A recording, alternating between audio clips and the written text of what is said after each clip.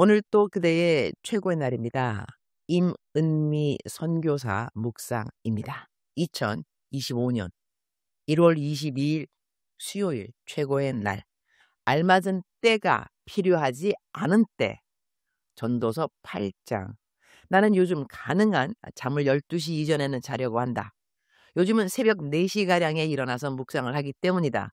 이전에는 새벽에 일어나 묵상을 하면 녹음할 때 목소리가 잠겨 있는지를 아예 밤이 아주 늦더라도 묵상을 먼저 해두고 녹음해 두고 잠을 자는 편이었는데 요즘은 그렇지 않고 새벽 3시 반이나 4시 늦으면 4시 반에는 묵상을 하기 시작하는 편인지라 어제 저녁은 일찍 좀 잠을 자려고 했는데 계속 잠들지 못해서 주님께 기도를 드렸다. 주님, 왜 이렇게 잠을 잘 수 없는 거죠? 그랬더니 주님 기다리셨다는 듯이 대답해 주셨다. 유니스야, 너가 지금 잠을 잘 때니? 너 오늘 소망교도소에 설교하러 가는 날이지. 너 기도해야지. 그 말씀에 정신이 번쩍 났다. 그리고 오늘은 나의 지인이 중요한 재판을 받는 날이다. 너무나 억울하게 지금 구치소에 가 있는 나의 사랑하는 지인이 있다.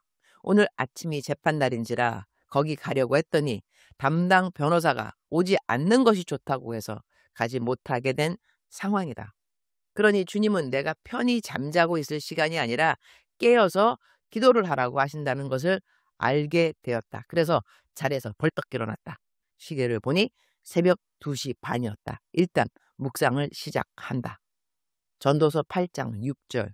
우리가 비록 장래일을 몰라서 크게 고통을 당한다 해도 모든 일에는 알맞은 때가 있고 알맞는 방법이 있다. For there is a proper time and procedure for every matter, though a person may be weighted down by misery. 모든 일에 알맞은 때가 있다고 전도서에는 기록되고 있다. 그러나 신약 성경에 알맞은 때가 따로 없고 아무 때가 모든 때라는 말씀이 있다. 디모데후서 4장 2절 말씀. 너는 말씀을 전파하라. 때를 얻든지 못 얻든지 항상 힘쓰라. 범사의 오래 참음과 가르침으로 경책하며 경계하며 권하라. 아무 때가 모든 때일 때가 언제인가? 바로 복음을 전파하는 때인 것이다. 전도하면서 주님, 지금이 전도할 때인가요? 물을 필요 없다.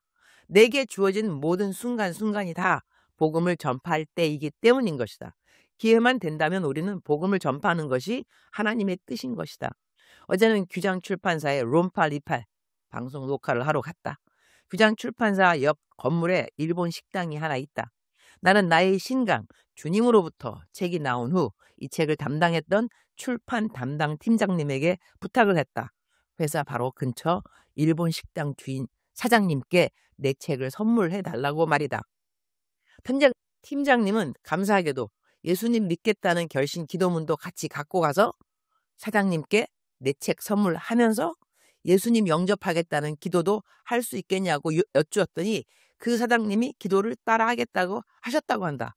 팀장님도 그 대답에 놀랐다고 한다. 분명 팀장님이 책 갖고 가면서 기도를 하셨을 것 같다. 그 이후에 팀장님이 사장님에게 나의 묵상 카톡방이 있으니 초대해드리겠다고 했더니 거절했다고 한다. 그래서리 내가 그 말을 듣고 언제 한번 사장님 신방을 가야겠구나 생각을 했다. 마침 어제 롬팔28 방송을 하러 규장 출판사에 가야 했기에 약속한 시간보다 조금 일찍 갔다. 그 식당에 가려고 말이다. 식당에 혼자 가야 사장님이랑 이야기를 좀 할 수 있을 것 같아서 혼자 식당에 들어갔다. 아침에 차가 많이 밀려서 내가 생각한 시간처럼 넉넉한 시간을 가지고 사장님과 대화를 할 수는 없었다. 내가 혼자 식당에 들어가서 오랜만이라고 인사를 드리니 나를 기억하시고 반겨주신다. 내 식사는 내가 대구탕을 아예 전화로 주문해 두었는지라 금방 나왔다. 그런데 내가 주문한 대구탕 바로 옆에 회를 한 접시 가져다 주신다. 나에게 그냥 주시는 서비스 같았다. 그래서 내가 웃으면서 저 아직 회 먹는 거 배우지 못했어요. 그러나 감사해요. 했더니 지난번 내가 왔을 때 회 정식 먹지 않았냐고 한다. 그래서 내가 네, 저는 회 옆에 나오는 튀김이나 다른 거 먹는 거 좋아해서요. 그랬더니 혀를 끌끌 차신다. 사모님이 안 보여서 사모님 안부 묻고 그 집의 아들이 하나님 엄청 잘 믿는다고 내가 이전에 들었는지라 아들 안부를 물었다. 하나님 이야기는 하지 않았다. 내 책 읽었냐고 물어보지도 않았다. 관계 전도는 일단 계획한 전도가 되기 때문에 편안한 관계 형성이 전도할 때 우선이 된다고 나는 생각한다. 노방 전도와 관계 전도는 조금 전도 전략을 다르게 하는 것이 좋다. 내가 조금 더 일찍 식당에 도착했더라면 이야기를 조금 더 할 수 있었을 텐데 사장님도 바쁘셨고 나 역시 급한 방송시간 맞추어서 나가야 했기 때문에 식사 마치고 나오면서 계산받는 분에게 5만 원을 드렸다. 나의 점심값 외에 잔돈은 예수님 잘 믿는 아들 용돈으로 주라고 해주세요. 감사해요. 하고 식당을 나왔다. 내가 만든 어록이 많이 있다. 그 중에 하나가 유니스. 유니스는 내 미국 이름이다. 유니스를 만났는데 예수님을 만나지 않다? 아직 유니스를 만난 것은 아니다. 전도는 딱히 알맞은 때가 없다. 할 수 있는 한 모든 때가 전도에 알맞은 때인 것이다. 내 묵상에 나는 전도하는 이야기를 내가 전도할 때마다 거의 올린다. 어느 날 어떤 분이 내 묵상에 내가 택시 기사님에게 때로는 5만 원이나 드린다는 그 금액은 쓰지 않는 것이 좋겠다고 권면하신 분이 있다. 5만 원이란 돈이 없는 재정이 힘든 분들이 많은데 그 큰 돈을 기사님에게 주는 것을 묵상에 쓰면 마음이 어려운 사람들이 있을 거라고 말이다. 난 그분의 깊은 배려에 진심으로 감사한다. 그러나 많은 분들은 이전에 기사님들에게 잔돈 드리면서 전도할 생각이 전혀 없다가 나의 묵상에 올린 5만 원이라는 큰 돈에 도전받아서 제가 5만 원은 못 드려도 요즘은 1만 원은 드려요 라든가 저는 돈이 없어서 비타 500을 갖고 다니면서 전도지랑 드리면 기사님들이 정말 고마워하세요. 이렇게 말하는 분들도 있다. 열매는 많은 분들이 잔돈 안 받으면서 전도를 하기 시작했다는 것이다. 이렇게 전도를 시작하다 보면 택시 기사님들 전도하는 것이 익숙해지기 시작하는 것이 더 큰 열매라고 하겠다. 어떤 분은 내가 받는 오병이어 헌금에서 이렇게 팍팍 거금을 기사님들 전도하는데 사용하는 줄 알고 어렵게 헌금 낸 사람들이 시험 받는다고 그러지 말라고 하는데 이것은 내가 꼭 해명하고 싶다. 나 5천 원씩 1만 원씩 후원금 받는 데서 5만 원이라는 큰 돈을 기사님들에게 드리지 않는다. 내 돈이다. 나의 강사비, 나의 품위 유지비로 받은 개인 후원금 등 5천 원이라는 금액을 어려운 재정 가운데 힘들게 헌금하신 분들 헌금은 모두 다 정말 더 어려운 아프리카의 어린이들 학비 등에 정직하게 잘 사용한다. 그러니 내가 5만 원이라는 큰 돈을 너무 쉽게 전도할 때 사용한다는 생각은 하지 않으면 될 것 같다. 나에게도 5만 원이라는 돈이 작은 돈이 아니다. 그러나 나는 전도할 때는 돈을 아끼지 않는 편이다. 이유는 아주 간단하다. 내가 이 5만 원으로 한 영혼을 구원하는 통로가 된다면 이 마음 때문이다. 한 영혼이 온 천하보다 귀하다 하는데 이 한 영혼을 주님께로 인도하는데 5만 원으로 가능하다면 나는 이 돈 아깝지 않다. 그리고 나는 이렇게 기사님에게 헌금 드리면서 전도한다는 묵상을 읽고 어떤 분들은 자신은 택시를 탈 기회가 별로 없어서 그렇게 전도할 수 없다고 자기 대신 그 방법으로 전도해 달라고 택시 기사님 전도 지정 헌금이라고 보내시는 분들도 있다. 그러니 나는 어찌 생각하면 내 돈으로 전도하는 것이 아니다. 누가 나에게 이렇게 전도하라고 헌금을 보내주니까 말이다.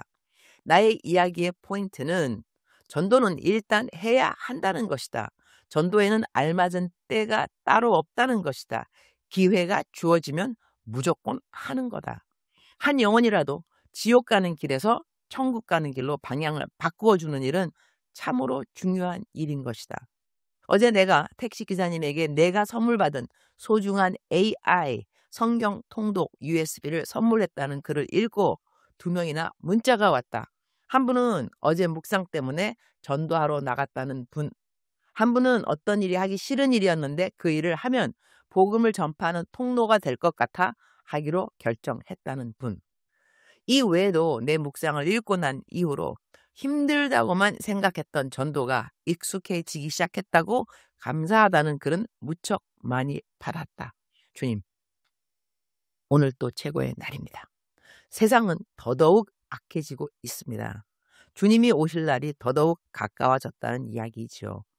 주님이 가까워 오실 것이기 때문에 우리는 한 영혼이라도 더 주님께로 인도해야 하는 우리 모든 그리스도인들의 사명이지요. 우리 모든 사람들이 다 가는 선교사가 되어야 할 필요는 없습니다. 가는 선교사가 있으면 선교 헌금으로 후원하는 보내는 선교사가 있어야 합니다. 헌금으로 후원 못한다고 낙담할 필요 전혀 없습니다. 우리들은 무릎으로 기도해주는 무릎 선교사 역시 필요하기 때문입니다. 저는 가는 선교사의 직분을 맡았습니다. 열심히 제가 가는 곳곳마다 복음의 통로가 되도록 주님 오늘도 저를 사용하여 주옵소서. 오늘은 소망교도소에 설교를 하러 가는 날입니다.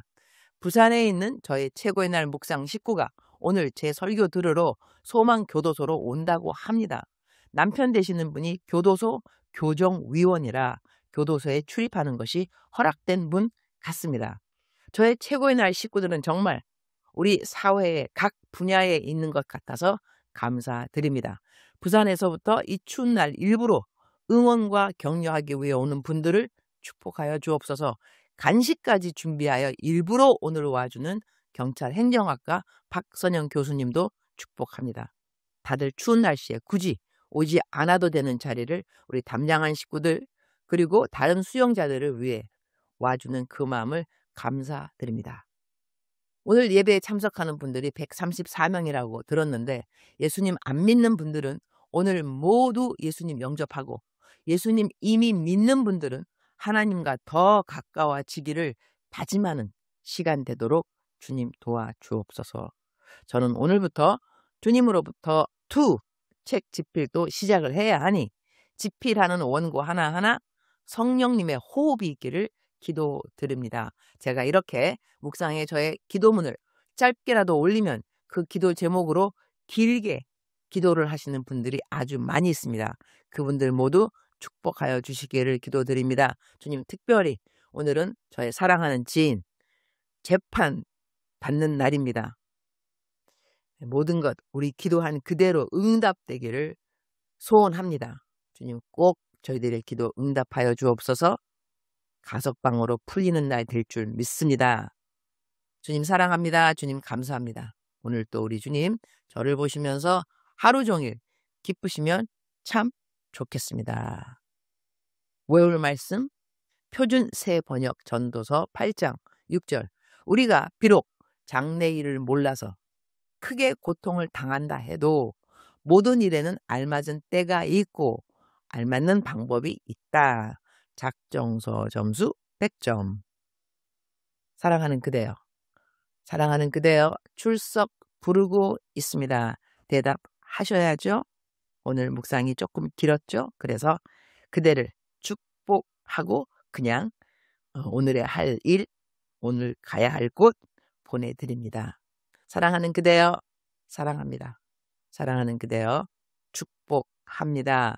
오늘 또 그대의 최고의 날입니다.